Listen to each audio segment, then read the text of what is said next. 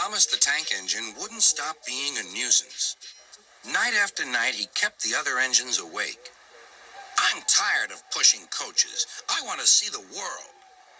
The other engines didn't take much notice, for Thomas was a little engine with a long tongue.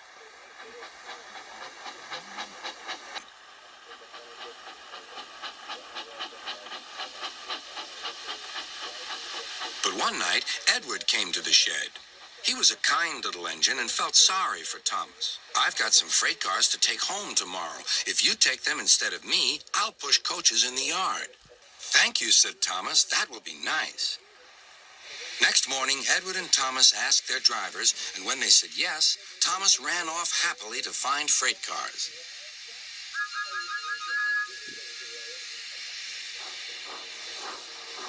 Now, the freight cars are silly and noisy. They talk a lot and don't attend to what they are doing.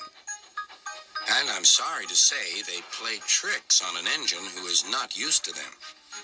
Edward knew all about the freight cars. He warned Thomas to be careful, but Thomas was too excited to listen.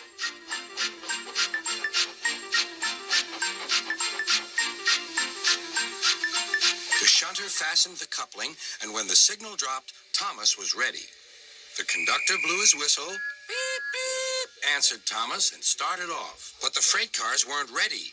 "Oh, oh," they screamed. "Wait, Thomas, wait." But Thomas wouldn't wait. Come on, he puffed.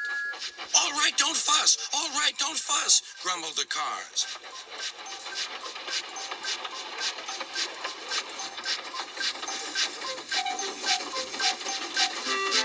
Thomas began going faster and faster. "Whoosh," he whistled as he rushed through Henry's tunnel.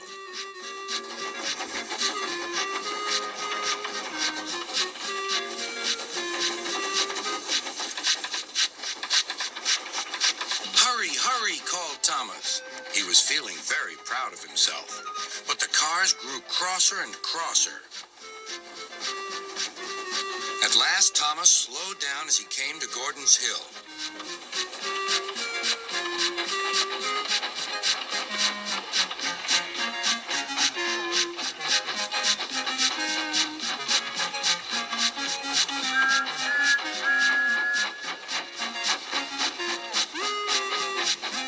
"Steady now, steady," warned the driver as they reached the top. He began to put on the brakes. We're stopping," called Thomas. Cars bumping into each other. Go on." Before the driver could stop them, they had pushed Thomas down the hill and were rattling and laughing behind him. Poor Thomas tried hard to stop them from making him go too fast. Stop pushing, he hissed. But the cars took no notice. Go on, they giggled in their silly way. "There's the station. Oh dear, what shall I do?" cried Thomas. They rattled straight through and swerved into the goods yard. Thomas shut his eyes. "I must stop." When he opened his eyes, he saw he had stopped just in front of the buffers. There, watching him, was Sir Topham Hatt. "What are you doing here, Thomas?" he asked. "I've brought Edward's freight cars," Thomas answered. "Why did you come so fast?" "I didn't mean to. I was pushed," said Thomas. "You've got a lot to learn about freight cars, Thomas. After pushing them about here for a few weeks, you'll know almost as much about them as Edward. Then you'll be a really useful engine."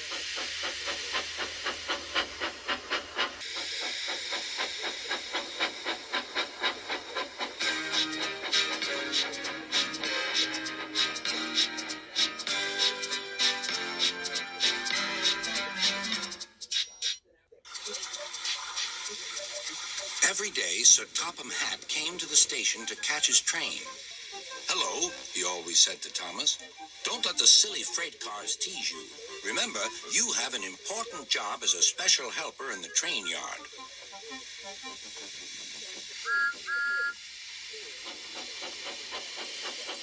There were lots of freight cars, and Thomas worked very hard pushing and pulling them into place.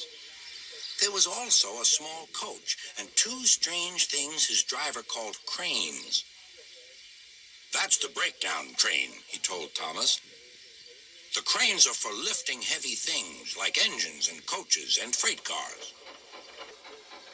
One day, Thomas was in the yard. Suddenly, he heard an engine whistling. "Help! Help!" A freight train came rushing through much too fast. The engine was James, and he was frightened. His brake blocks were on fire. "They're pushing me! They're pushing me!" And he was frightened. His brake blocks were on fire. "They're pushing me! They're pushing me!" he panted. On, laughed the freight cars, still whistling, "Help! Help!" Poor James disappeared. "I'd like to teach those freight cars a lesson," said Thomas the tank engine. Soon came the alarm. "James is off the line! The breakdown train! Quickly!" Thomas was coupled on, and off they went.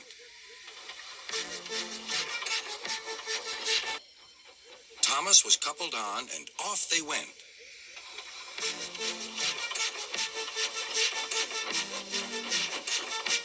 Thomas worked his hardest. "Hurry, hurry, hurry," he puffed. He wasn't pretending to be like Gordon. He really meant it. "Bother those freight cars and their tricks. I hope poor James isn't hurt."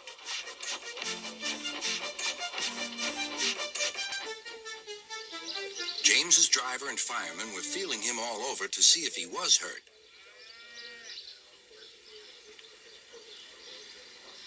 "Never mind, James," they said. "It was those silly freight cars and your old wooden brakes that caused the accident." Thomas pushed the breakdown train alongside. Then he pulled away the unhurt freight cars. "Oh dear, oh dear," they groaned. "Serves you right, serves you right," puffed Thomas. "Serves you right, serves you right," puffed Thomas. He was hard at work, puffing backwards and forwards all afternoon. "This'll teach you a lesson, this'll teach you a lesson," he told the freight cars. And they answered, "Yes, it will, yes, it will." They left the broken cars. Then, with two cranes, they put James back on the rails.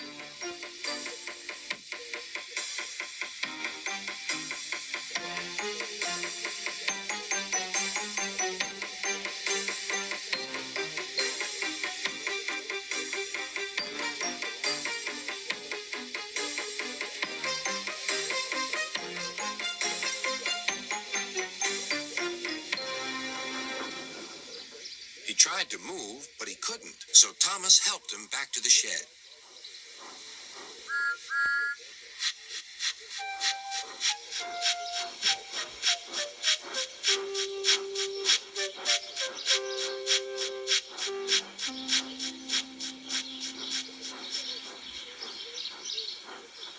Sir Topham Hatt was waiting anxiously for them.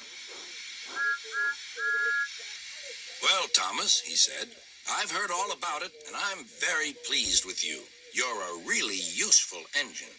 James shall have some proper brakes and a new coat of paint, and you shall have a branch line all to yourself." "Oh, thank you, sir," said Thomas. Now Thomas is as happy as can be. He has a branch line and two coaches called Annie and Clarabelle. He puffs proudly backwards and forwards with them all day.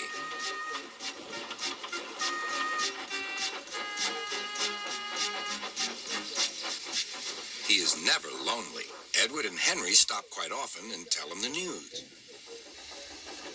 Gordon is always in a hurry, but never forgets to say, "Boop, boop," and Thomas always whistles, "Beep, beep," in return.